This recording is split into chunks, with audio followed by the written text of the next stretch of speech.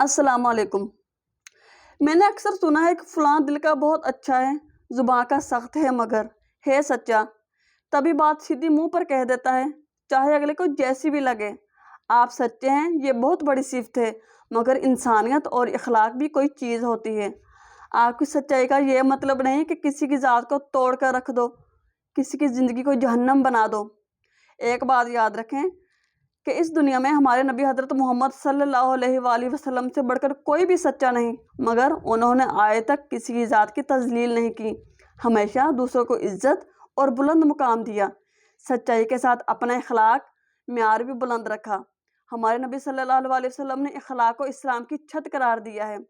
کہیں ایسا نہ ہو کہ آپ کی نماز روزے تو پورے ہوں مگر چھت یعنی اخلاق کمزور ہو۔